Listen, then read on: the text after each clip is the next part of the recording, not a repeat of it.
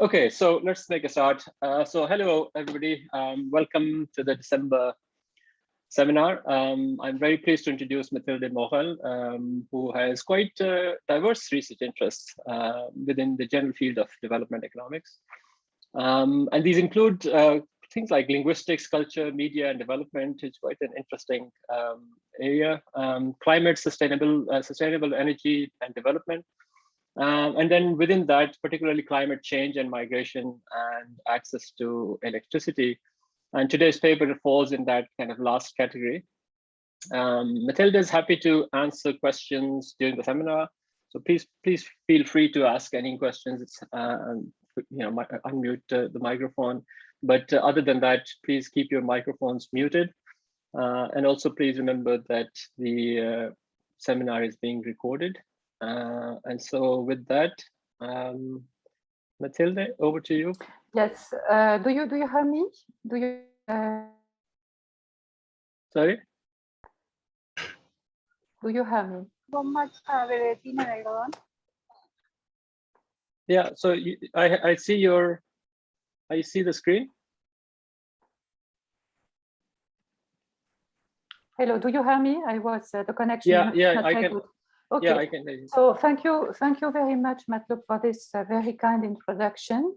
And indeed, I am very happy to be given this opportunity of presenting one of my very recent work, which belonged to this research program hosted by Ferdi, entitled Climate, Sustainable Energy and Development. So it's about access to electricity and more specifically off-grid electricity. So this paper is co-authored with my colleague, Jean-Claude Berthélémy, who is Professor Emerit at Paris 1 Panthéon-Sorbonne. First, I would like to emphasize that this access to electricity is a key issue. It's access to electricity constitutes a key element of the social development goals. It's the seventh one, access to modern energy. And it's an SDG which is important in itself, but also an important driving factor for achieving other goals like education, health, security, etc. So you see on the slide some illuminating, I would say, maps showing that the proportion of population living without this access to electricity is mainly belong mainly to the African continent. And even within this continent, we are talking about countries in sub-Saharan Africa. For the International Energy Agency, the most promising way of providing those people with access to energy is the off-grid equipment, not grid equipment, but off-grid equipment. And this is what is going to be our topic. Do you hear me or not? Yes. This is what is going to be the topic of this paper. We are going to propose a methodology for evaluating the efficiency of this. Do you hear me again? Because I have a message saying that the connection is unstable. So no, we can hear you. And there is a need for this kind of evaluation. There is a need because the off-grid equipment the off-grid equipment projects are under-evaluated. Why are they under-evaluated? They are under-evaluated because of the obvious reason is the shortage of funds, and indeed the traditional ways of evaluating, like RCTs or surveys on the field, those traditional ways are very expensive as compared to the economic size of those projects or grid equipments. But there is a need for such an evaluation because from one hand, those projects are very risky. The number of half of the projects are failing, and when they are successful, the rate of local income growth is very impressive, 2-digit rates. So they are risky. Those projects are turned out to be risky, but they also bear an extraordinary potential for rapid and strong growth. Therefore, our proposal in this paper is to provide with a scientific and rigorous evaluation to deliver the best undisputable practices. And so again, we pay attention to the cost of the evaluation. And as you will see, and I would like to comment on that, we rely upon the literature, geographic literature, and we base our analysis on remote sensing data, night timelines. Let me start by to give you a flavor of what I am going to do, but let me start my presentation by summarizing the literature. So the night timelines are used for assessing the extent of rural electrification, and there are at least rural electrification, which means street lights, and this is not exactly what we are interested in, of course, but also domestic and commercial activity use. So there are a few, the literature is scarce, but anyway, there are some studies, and I would like to mention 5 studies. The first one is based upon Vietnam, Minh and Gaba. Their methodology consists in comparing NTL, which is aggregated at the provincial level, between NTL and electricity consumption, which is reported by the power company. They conducted a survey in 200 villages across Vietnam to show that indeed NTL, nighttime lights, are correlated with essentially street lights, which is not, again, I repeat, it's not exactly what we would like to see, but street lights, sorry, and also commercial electricity, domestic and commercial electricity use, which is more important. They show, therefore, that a 1-point increase in NTL correspond to an increase, 500 and 700 additional electrified Vietnamese homes. We have similar findings in for other contexts, other countries. So Senegal and Mali, this is the second reference. But in Africa, in those countries, electrified villages appear brighter because they have more street lights. So there is no link, no robust link with domestic and commercial electricity use. There is another application to a much larger and heterogeneous country, which is India, the third paper, Duguay and his co-authors. Again, as for Mali and Senegal, the NTL perform well to measure rural electrification, but the correlation with other socioeconomic outcomes, like poverty, is weaker. So there is an important conclusion which is drawn from all those papers, which is that remote sensing data, these NTLs, nighttime lights, can be used when other data are absent or unreliable.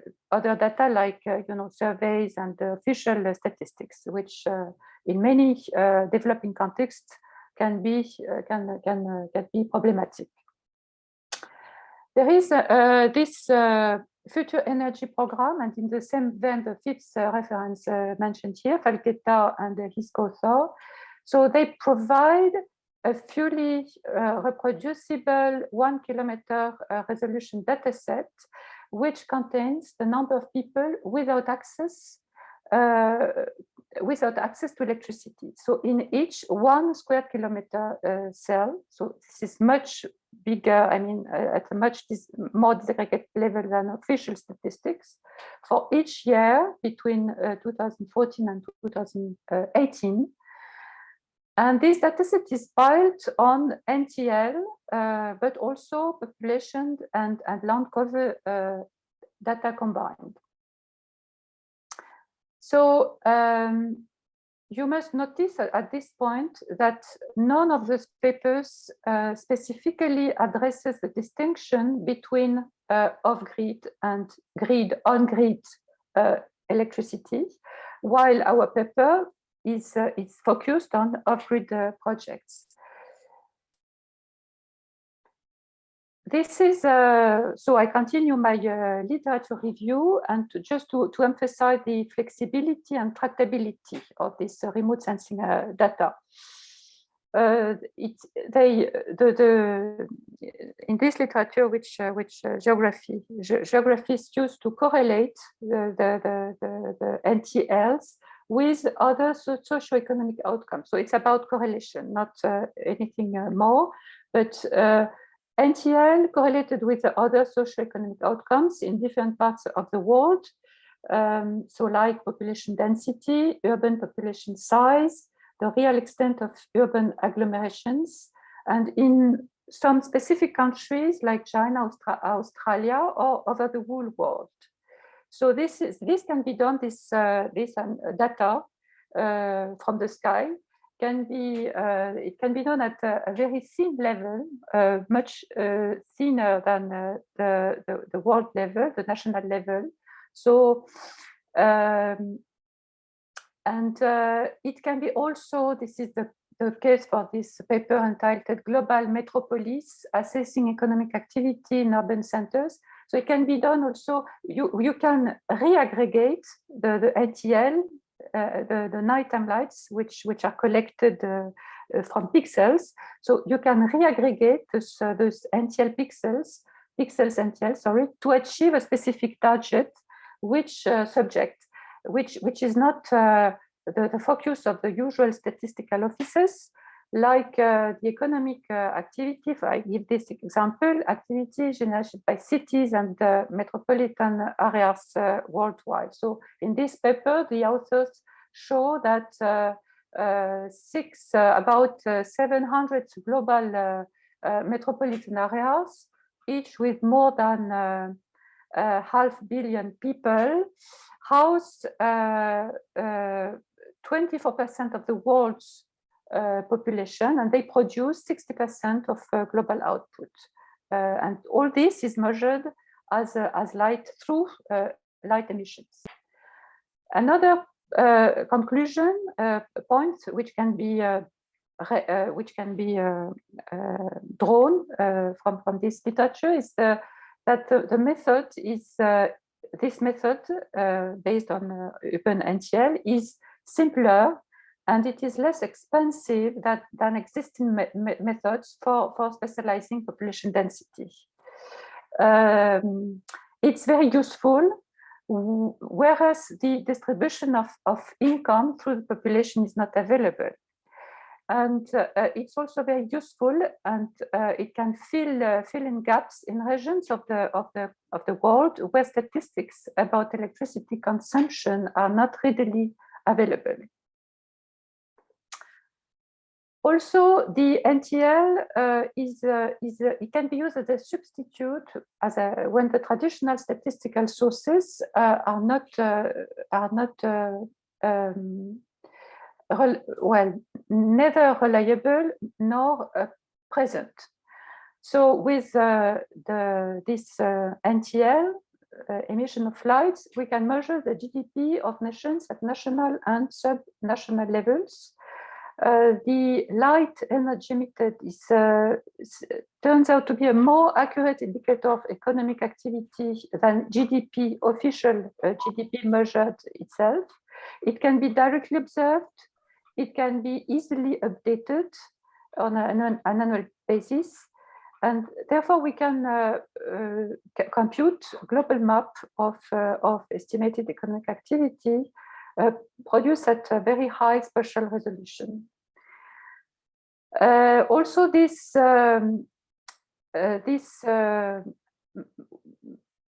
proxies for GDP is particularly welcome when there is uncertainty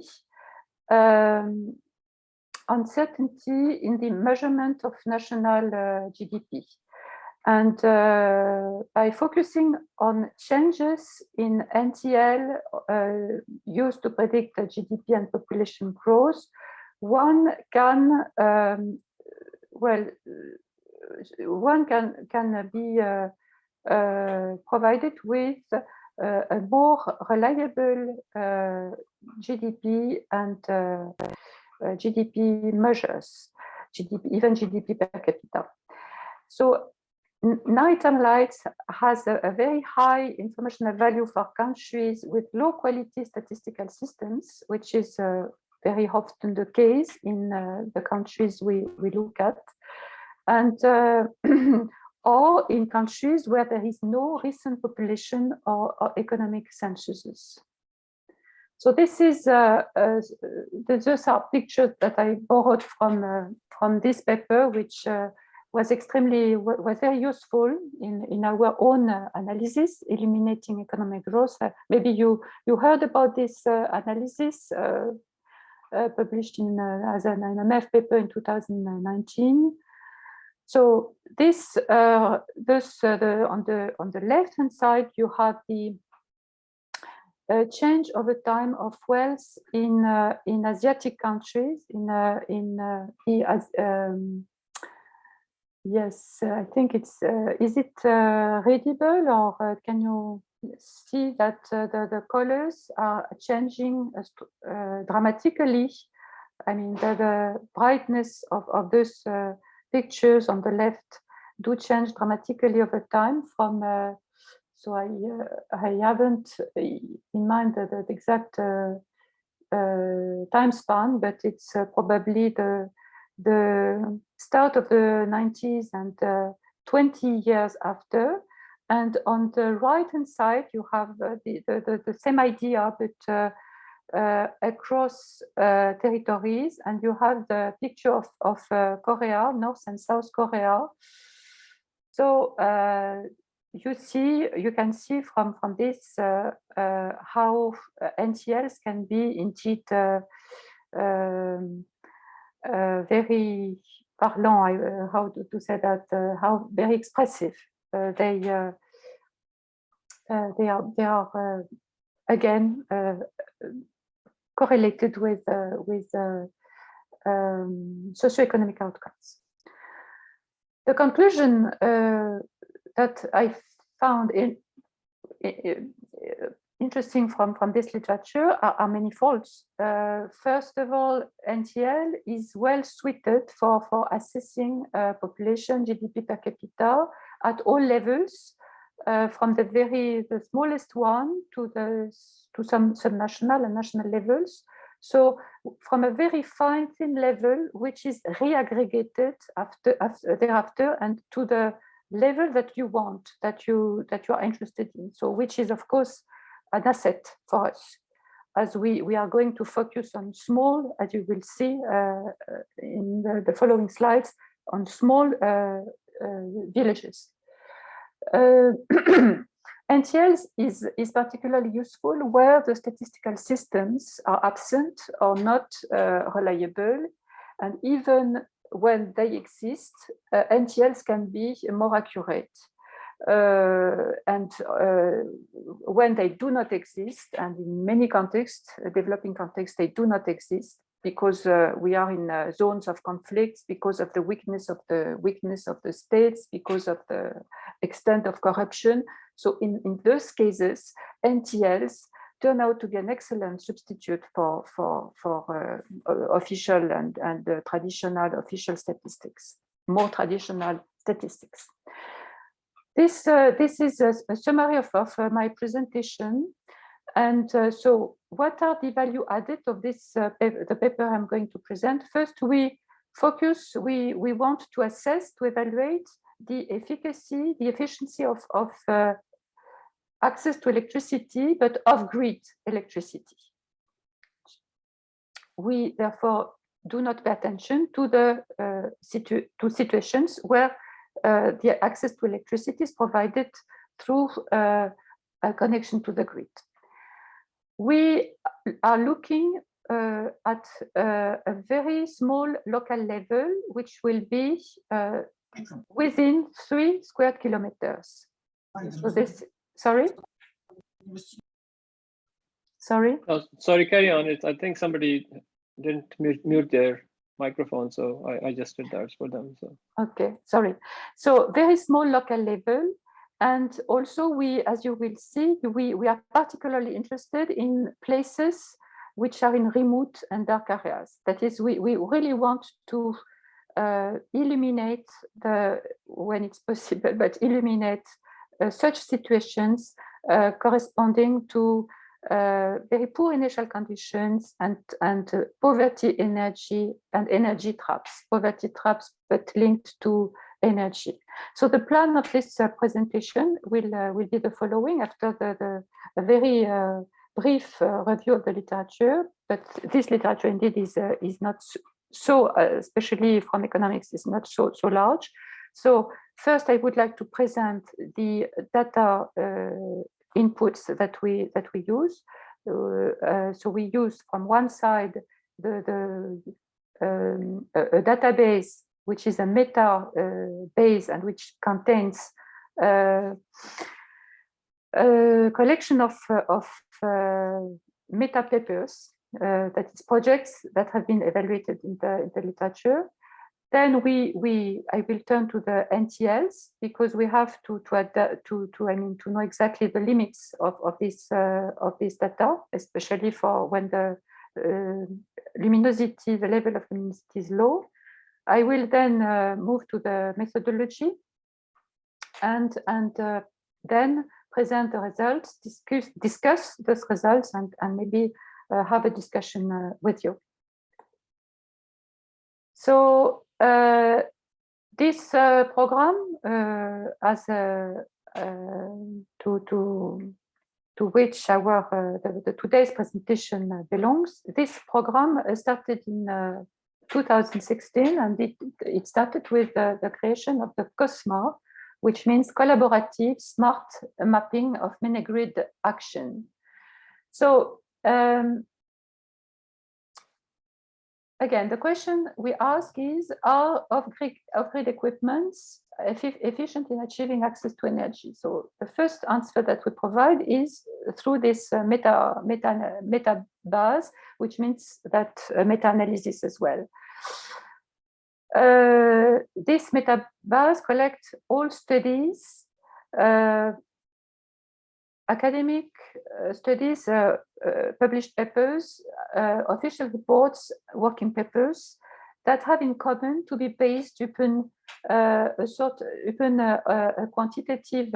quantitative figures, statistical figures which are reported in those papers, but also econometric estimates. So we collect all this information and we are able to run a meta-analysis that is to disentangle a sort of a median profile of a successful project. So what factors, what meta variables are going to explain the success of a mini-grid project?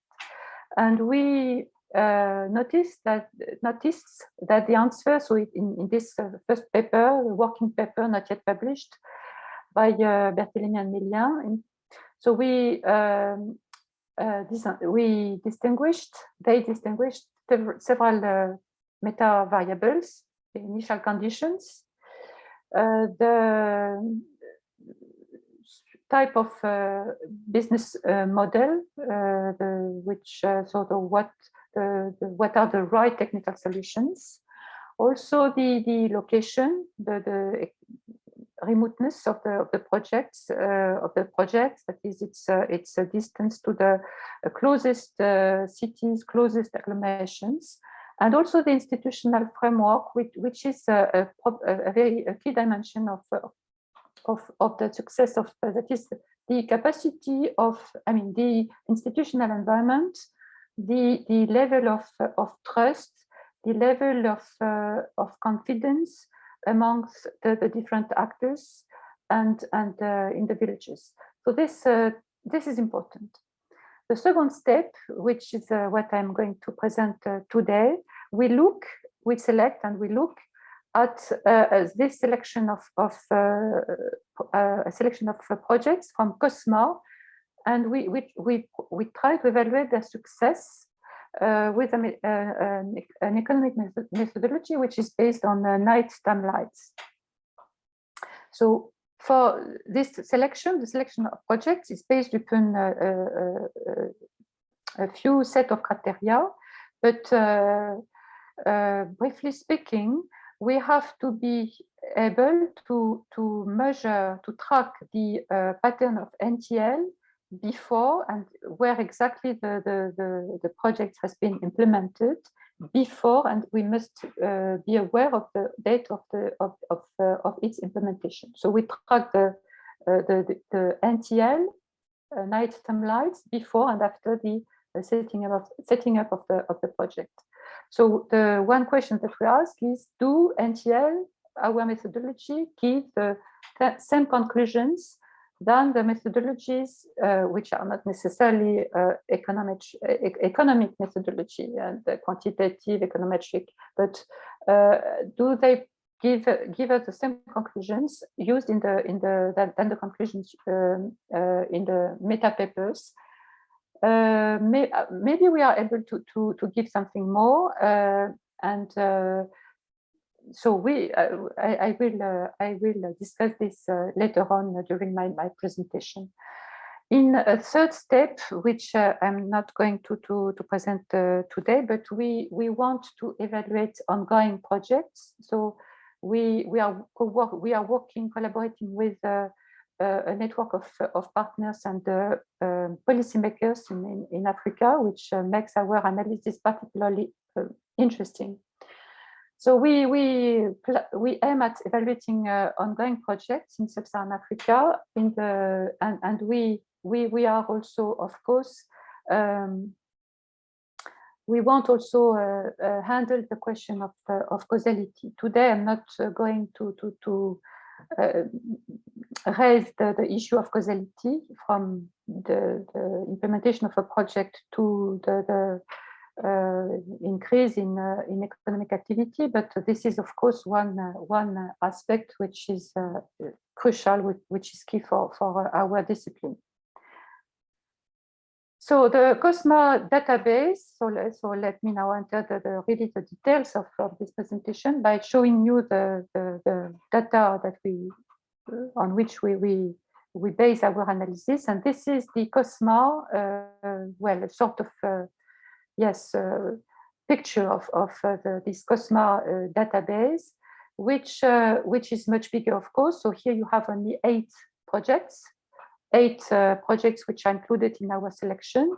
So the database, but the COSMA database contains a total of 400 decentralized electrification projects, 400 rows, even more, because these projects are associated with much more estimated effects. So we have close to 3,000 effects which are produced and commented in the papers. We have 125 studies which are published in scientific journals, working papers submitted to a peer review committee.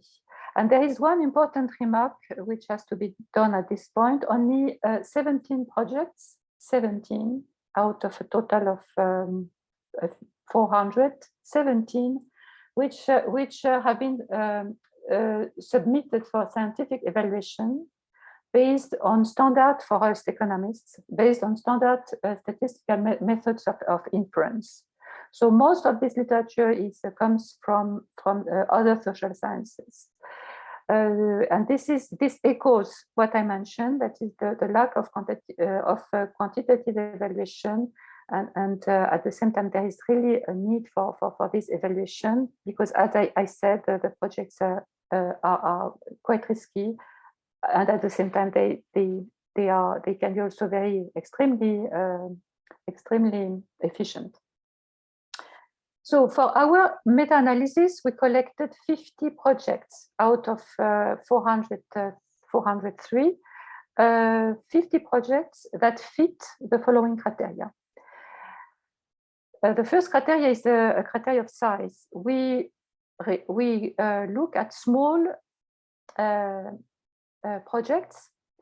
We disregard bigger projects because we believe that our identification strategy would be less convincing. So this, the size is the first criteria. Secondly, the second criteria is the criteria of localization.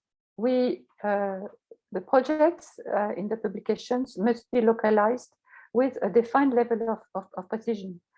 We must know exactly the name, not only the name of the country and the place, but not only the name of the country or the name of the province, subnational level, but also the GPS coordinates.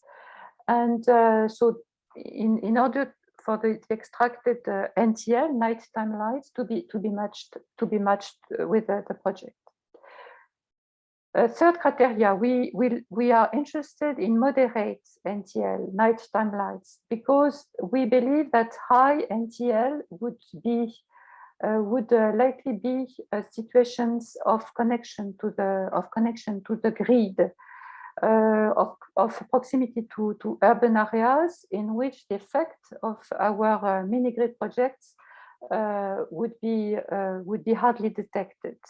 And finally, we also we are obliged to eliminate projects that were implemented either too early or too late.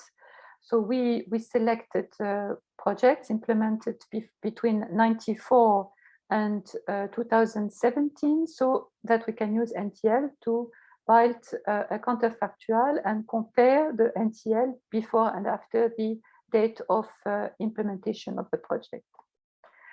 So this is, now I moved forward and I turn to the NTL. NTL, nighttime lights, we have two sources, we have two sources of NTL. The DMSP for Defense Meteorological Satellite Program, and VIRS, Visible Infrared Imaging Radiometer Suite, the dataset. So we have two sources, and unfortunately, those two sources are quite different, and the differences are summarized in this table. So the time span is different, of course. DMSP data are available between 92 up to 2013, while these have been available monthly since only 2012. The more recent NTL source is of higher quality. Its spatial and radiometric resolution are higher. So to conclude, and also there is another last very important difference, which is the time of collection. For DMSP, it's early in the evening, so 8:30, 9:30 p.m. While for this, the data are collected at 1 hour 30 a.m. So this is an important difference, because it means that because people's activities are not the same. So we are not measuring, for what regards the measurement of human activities, we are not measuring the same things. People activities change from the early evening to midnight. but also what the VIRS is probably better adapted to situations that we are interested in, that is human activities and not only street lights. But don't hesitate to interrupt me if I am not very clear. Now, so these two sources, so as we are going to construct long time series and use the NTL long time series, this is a problem for us. The fact that we have a break in 2012 and a change in the source of our data. So first I would like to mention that the comparisons have been done between DMSP and VIRS, and so we must acknowledge the superiority of VIRS, the more recent data of luminosity. This superiority is achieved by construction, because most of the VIRS lights because the VIRS lights have been cleaned to exclude background noise, solar and lunar contamination, exclude data degraded by cloud cover and features which are unrelated to human lighting. Also, also when you compare those two sources of data, and according to the criteria of the R-squared, there is this paper by Shi and his co-authors. He compares the R-squared values of the regressions of NTL against GDP and electric power consumption, and R-squared obtained with this data are all higher than those from DMSP data. So the last two references are the necessity of address the necessity of getting consistent long-term NTL data.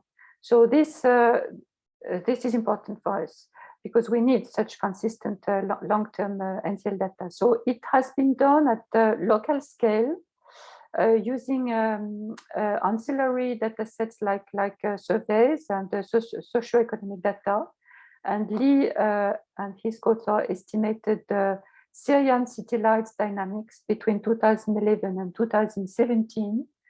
And they converted monthly VIRS data into monthly DMSP-like data. But more importantly, we have this harmonization at the global level. So we use the harmonized data set, which is provided to us by Lee and his co-authors. They created, so I will give you the exact reference later on, but they created a global scale data set from 92 to 2018, and by simulating DMSP like VIRS data. So this is now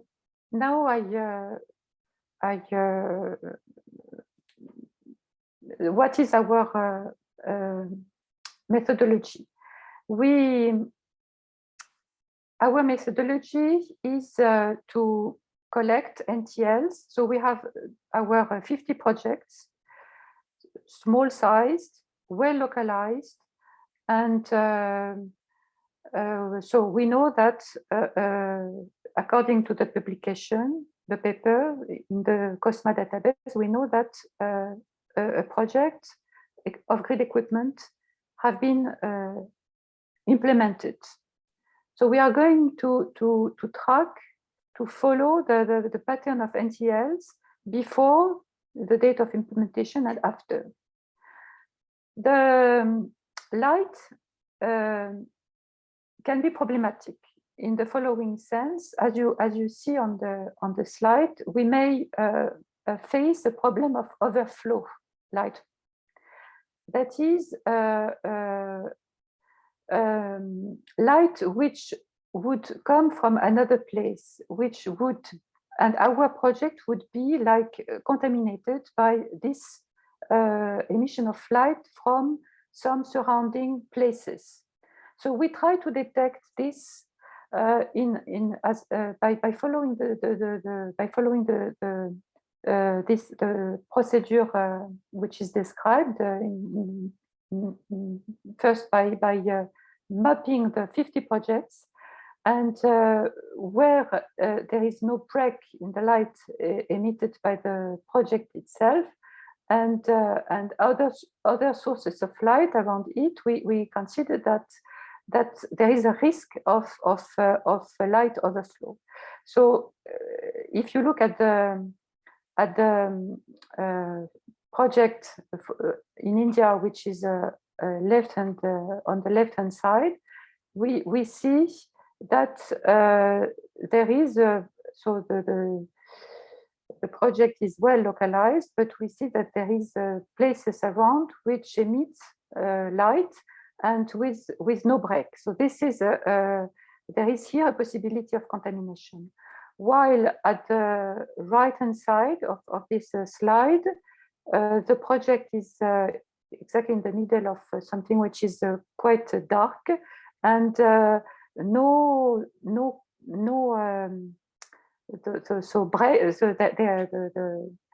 in this project is not considered as being potentially contaminated. So when there is so from the 50 projects, we from this map, from the 50 map story, and at the end of the first step, we have selected 10 projects which are potentially contaminated. So we proceed further. We collect the NTL emitted by all villages that are located at a distance smaller than 30 kilometers, and which are above a certain size, sufficiently big villages. And then we look one by one. We look at the a possible correlation, which must be positive and significant. We look at the possible correlation between the light which is emitted by the project and by all the surrounding villages. And in the case, so the name of the label for one such case for the project, so I have here, what you see, the results from the estimates of such a regression. So the name of the village, surrounding village, is Dikos, and it's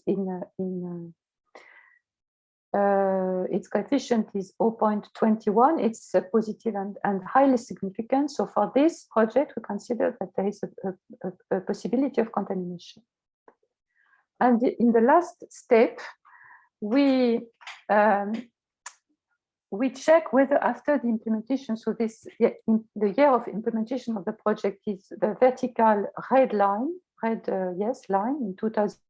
About 2006.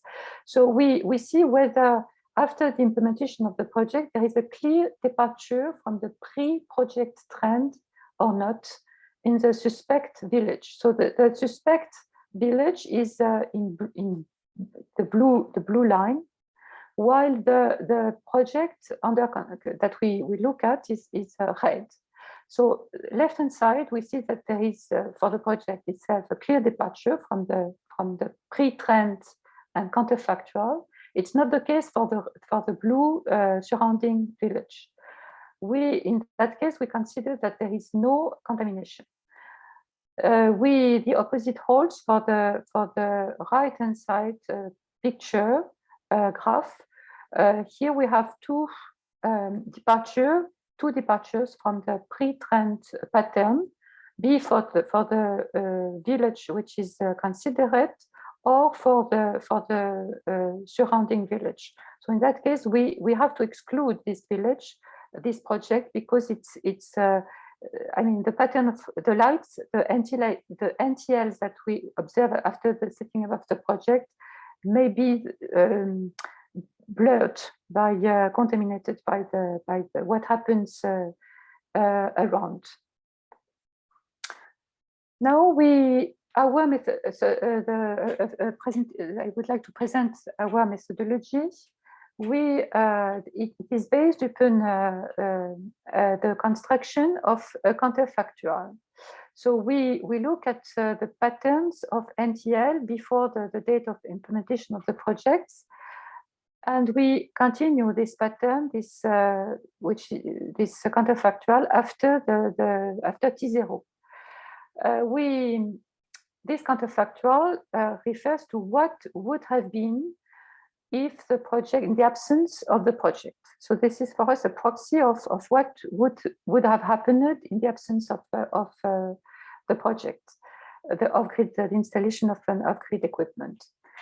So this counterfactual is based upon different things, depending on the quality of the NTLs. If this quality is sufficient, that is, if we are able to record, to collect data, NTL data, that values that are positive and that follow can follow a trend, then we consider that the quality is sufficient, and the counterfactual is based upon a trend. So we simply run the regression of NTL before the T0 against the tendency, and we continue this after the project. Sorry, in some cases the quality is poorer, so which means that the data do not exist. I mean, they are below a certain threshold. So and the villages, indeed, the projects are located in areas which are completely in the dark. So no NTLs actually before the introduction of the project. In those cases, we have to really construct a counterfactual, which is either a simple average or an average but very close to zero. And so there is an entire discussion, technical discussion in the paper. I am not going to enter it, but it's based upon the taking into account the existence of thresholds and computing our values, p-values, given the circumstances. So we are able to compare the counterfactual is constructed for giving us the possibility of assessing the success or not of a project, and this success, diagnostic of success, is based upon statistics, which is the deviation of the actual NTL observed and their theoretical values. That is the predicted NTL values.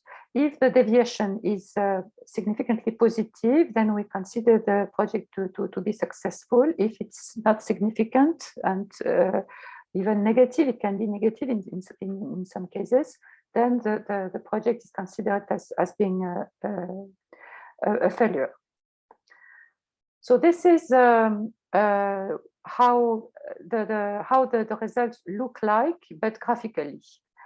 So the green bar refers to the date of implementation of the project. The blue is the counterfactual, so here I give you two examples of projects which belong to the first two groups of NTLs. That is NTLs which are sufficiently of good quality, and we are able our counterfactual follows a trend before so an increasing trend. So this is before the green bar, which is implementation of the project. On the left-hand side, you see that the red dots, which are the actual NTL, fall well below and significantly below the blue line. So which means that the deviation is positive, significant, the p-value is the p-values can be computed, and in the left-hand side we have a case of success, right-hand side a case of failure. Let me show you now what happens when there is no trend before the implementation of the project. So no trend again. So what happens before? We have NTL around the blue counterfactual, and then after a clear departure from a clear departure, and so NTL go up. This is very interesting because so very often we are criticized on the basis that, well, those NTL are essentially about street lights. But if you look carefully what happens on the left, you see that there is an increase in NTL over time, and which is persistent. So this cannot be only street lights. We have a success on the left-hand side, and the opposite right-hand side, something which is not significant. So red dots are distributed around the counterfactual, and the deviation is not significant. Last two graphs. So this is, if you look at what happens before the green bar, the installation of the grid equipment, you see that there is no light. We do not observe any light before the date of the setting up. Nothing. So this is flat, completely flat, and which well, of course, makes the exercise technically difficult, but which probably correspond to the most interesting cases in our sample of 50 projects. Indeed, we are looking here at villages which are in a complete darkness before the projects are introduced. So out of the 50 projects, these cases correspond to 22. So this is a huge number of cases. Most of those projects that failed belong to this group 5. So no the quality, no NTL of good quality. There is most often those projects fail, which is due to the initial conditions, probably to situations of energy traps. And this echoes the rate of success of many grids projects that I mentioned before. The rate of success, which can be either very high or very, very low. And I think we must pay a particular attention to those situations in terms of the policy recommendations we are going to make. So the results are as follows. We have as suggested in the graphical evidence that I presented, I just presented, we have 5 groups depending on the availability and quality of NTL data. 5 groups. The first graph with blue bars displays the distribution of the probability of success, probabilities of success. We have overall 44%. This is 50%, close to 50% of projects that are successful in the short run, because we compute our statistics over the short run and over the medium run.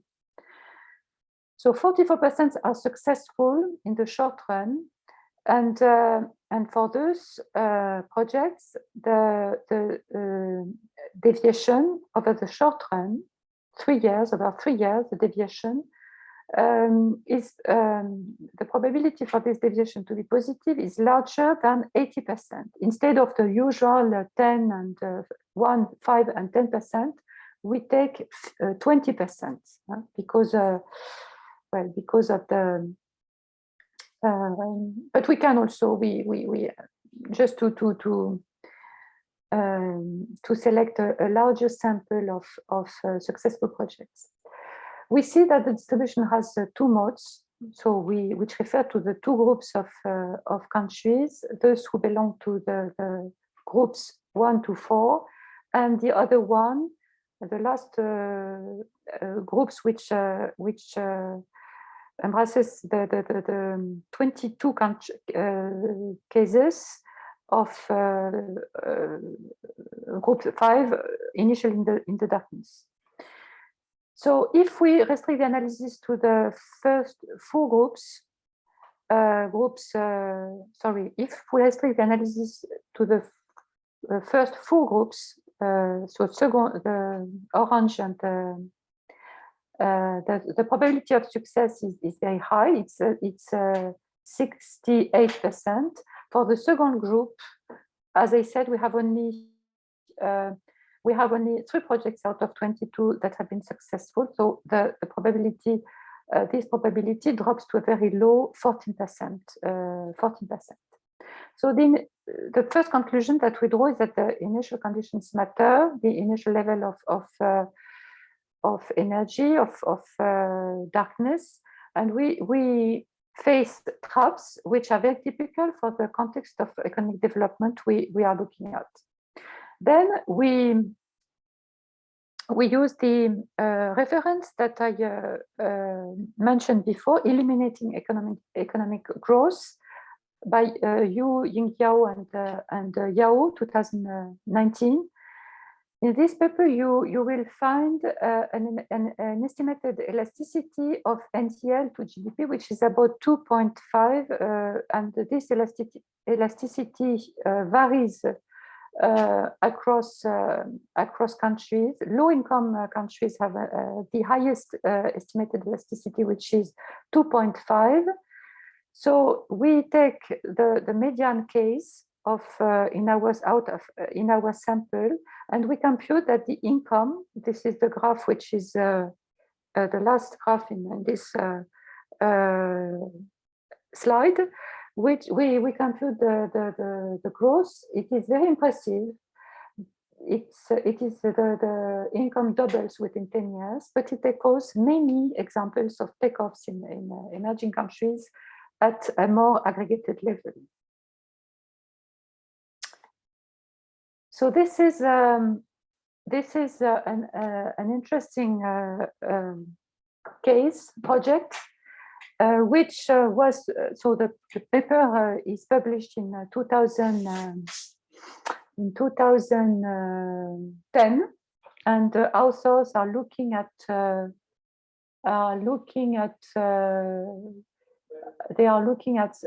its so the level of the success of this project 10 years after its implementation. So the project is in the Philippines.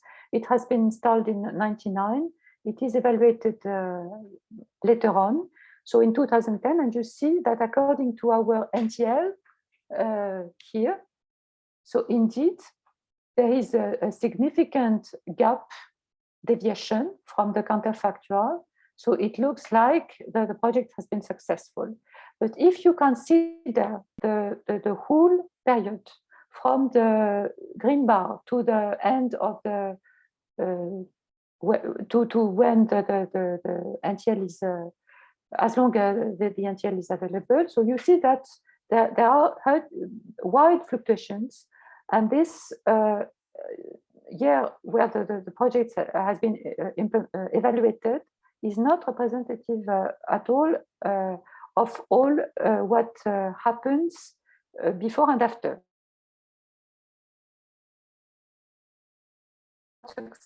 Has not been successful. Now we are able, for the 50 projects, we are able to tell to make a diagnostic and to tell if. Do you hear me? Yeah, we can hear you. Okay. And also, Mathilda, it's just past 2 o'clock here. You see at 3 o'clock. So I don't know how much you have left, maybe. Another Well, 5 minutes or so? I am close to the end. So if you give me a few additional minutes, I will finish. Sorry for the delay. So this is the we have we know whether a project according to this NTL methodology has been successful or not, and we try to correlate our conclusion with some plausible explanatory variables. And we find indeed that those explanatory variables play their role, and it works. That is the size, the initial conditions. They matter in the conclusion based on NTL. The size of the project. If the project is of the size, it's likely to be a failure.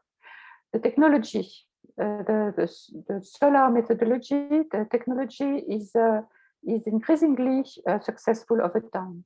The remoteness or distance to the closest agglomeration, and we have a few properties for the institutional environment, which for the moment do not function very well, but we want to investigate this issue of so what is the right institutional environment which is more likely to deliver positive outcomes. So the conclusions are that NTL proved to be a very efficient tool for tracking the impact of mini-grids on economic activity. Satellite imagery, the views from the sky are easy and free to download, and they can be repeated over time as often as one may want. So this is in a context of scarcity of financial resources, this is a true asset, and it's really an important aspect of our methodology. We observe that successful mini-grid projects have a very substantial effect on local economic growth and economic transformation. So this should induce policymakers to pay an increasing attention to this kind of project. We see also that probability of failure is also quite high, but and we are sure that it's important also to dedicate a great attention to these circumstances. At this stage, our contribution is about quantifying the mini-grid induced increase in NTL. We have several subsequent objectives. As I mentioned before, this is a very big project and a long-lasting project. We want to identify the good practices along several dimensions, technical but also institutional. So this means that we are going to co-work with, collaborate with other social sciences, and we are going to survey some villages. We want also implement a true strategy of identification. We want to make sure that there is a causality running from a given project to the economic transformation it is expected to unleash. So this means that we have to, so we probably implement a different approach, but this is what is difficult for the time being is to be able to elaborate a method for selecting our control villages. So I finished my presentation. Sorry for I've been maybe a little bit too long, but if you have questions, I will be very glad to take them and to try to address them. Thank you very much, Mathilde. Any questions, comments? Klaus, I see you're unmuted. Well, can you hear me? Yes. Okay. So what I thought about is a different way to measure success. I mean, you looked at economic growth, but what about crime? I mean, typically light is correlated with crime. If missing light, so if you bring light, that could be a way to exploit the data you have for human resources issues, which are closely related also, of course, to economic success. Do you plan to do so, or is there anything you can do in that direction? So we are not really, for the moment, we are not really looking at this kind of social outcomes like crimes. It could be, of course, it could be done, but what we are looking rather is at so for the moment, we are just looking at the increase. We have only NTLs, we don't have anything else. We assume and we believe and we provide some evidence that there is a subsequent significant and persistent increase in NTL. Which refers probably to an increase, a sort of economic transformation. So crime is not, crimes can be a precondition for, it's a proxy for the environment. The security is necessary for human activities to be safe and for this economic transformation to be possible. But the geography, the literature actually use NTLs and correlate these NTLs with many indicators. Most of the time, indicate population data, or well, I mean, but crimes could be one indicator to be looked at. Thank you. Any other questions?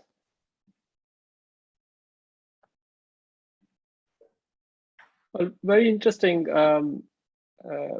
presentation, Mathilde. I don't know much about this literature, but I mean, I have a few questions. So, I think it might be best if I email them to you. I'm kind of concerned about reverse causality and other kind of issues and how those. I don't tell you.